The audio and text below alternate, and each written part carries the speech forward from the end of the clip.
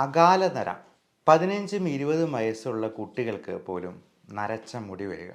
അതൊന്നും രണ്ടുമല്ല, തല നിറച്ച് വളരെ എവിഡൻ്റ് ആയിട്ട് കാണുന്ന രീതിയിൽ നരയ്ക്കുക. എന്തൊരു ബുദ്ധിമുട്ടുണ്ടാകുന്ന ഒരു സംഭവമാണല്ലേ.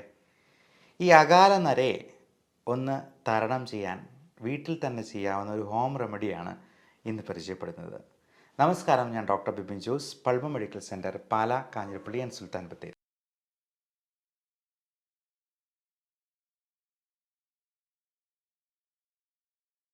ഈ അകാല നരയ്ക്ക് പല കാരണങ്ങളുണ്ടാകും. അതെല്ലാം ആദ്യമേ നമ്മൾ റൂൾ ഔട്ട് ചെയ്യേണ്ടതുണ്ട്. തൈറോയിഡിൻ്റെ പ്രശ്നങ്ങളോ മറ്റ് വൈറ്റമിൻ ഡെഫിഷ്യൻസീസോ, vitamin D3, vitamin B12, B കോംപ്ലക്സിലുള്ള ഏറ്റവും പ്രധാനം B7 അല്ലെങ്കിൽ ബയോട്ടിൻ കണ്ടൻ്റുള്ള വൈറ്റമിൻസ് നമ്മൾ ചിലപ്പോൾ സപ്ലിമെൻ്റ് ചെയ്യേണ്ടതായിട്ട് വരും. അപ്പോൾ B7 എന്ന് പറയുന്ന ബയോട്ടിൻ കണ്ടൻ്റുള്ള ഗുളികകൾ കഴിക്കുമ്പോൾ മലത്തിൽ പോലും ആ കറുപ്പ് നിറം കാണാം. അതുകൊണ്ട് ആരും പേടിക്കേണ്ട. അപ്പോൾ ബയോട്ടിൻ കണ്ടൻ്റ് ഉള്ളത് കൊണ്ടാണ് ഈ മലം കറുത്ത് പോകുന്നുള്ളത് നമുക്ക് മനസ്സിലാക്കാം. അല്ലാതെ മരുന്നിൻ്റെ പേരിൽ ബയോട്ടിൻ ഉണ്ട് എന്നുണ്ട് കരുതിയെന്നാലും മലത്തിൽ ആ കറുപ്പ് നിറം വരുന്നില്ലെങ്കിൽ ആവശ്യത്തിന് ബയോട്ടിൻ ഇല്ല എന്ന് തന്നെ നമ്മൾ മനസ്സിലാക്കിക്കൊള്ളൂ. ഒന്നെങ്കിൽ ഇത് ചിലപ്പോൾ ചാത്ത മരുന്നുകളായിരിക്കാം, ആവശ്യത്തിന് ക്വാളിറ്റി ഇല്ല എന്ന് നമുക്ക് മനസ്സിലാക്കാം. അപ്പം നമുക്ക് ചെയ്യാവുന്ന ഈ ഹോം റെമഡിയിൽ നമുക്ക് ചേർക്കേണ്ട പ്രധാനപ്പെട്ട ചേരുവകൾ: ഒന്ന് വെർജിൻ കോക്കനട്ട് ഓയിലാണ്, 2 ഉലുവയാണ്. അപ്പോൾ ഈ ഉലുവയിൽ പലതരത്തിലുള്ള സപ്ലിമെൻറ്റ്സ്, നിക്കോട്ടിനിക് ആസിഡ് പോലുള്ള നിയാസിൻ അല്ലെങ്കിൽ നിക്കോട്ടിനിക് ആസിഡ്, ഇതെല്ലാം ബി കോംപ്ലക്സ് വൈറ്റമിൻസിൽ പെടുന്നതാണ്. ലെസിത്തിൻ എന്ന് പറയുന്ന കമ്പോണൻ്റ് ഉണ്ട്. ഇതെല്ലാം മുടിക്ക് നല്ല സ്ട്രെങ്ത് കിട്ടാനും അഴകുണ്ടാകാനും ആ സിൽക്കി നേച്ചർ മെയിൻറ്റെയിൻ ചെയ്യാനും ഒക്കെ സഹായിക്കാം.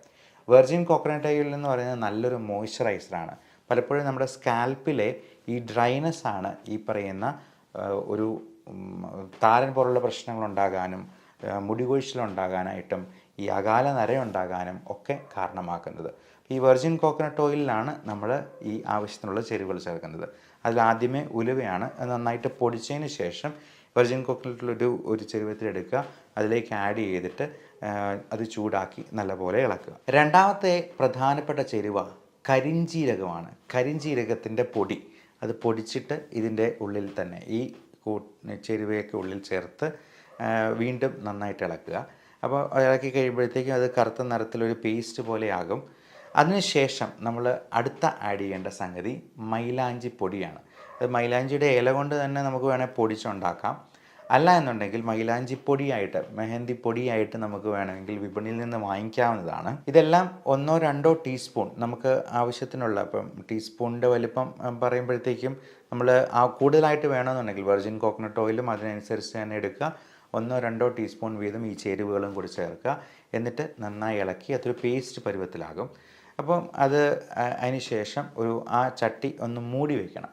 ഒരു രാത്രി മുഴുവൻ അങ്ങനെ മൂടി വയ്ക്കണം.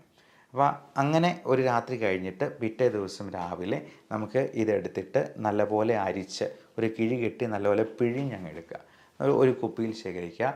എല്ലാ ദിവസവും കുളിക്കുന്നതിന് ഒരു അരമണിക്കൂർ മുമ്പ് തന്നെ നമ്മൾ മുടിയിൽ ഇത് പുരട്ടി വയ്ക്കുക. എന്നിട്ട് അരമണിക്കൂർ കഴിയുമ്പോൾ നമുക്ക് കുളിക്കാവുന്നതാണ്.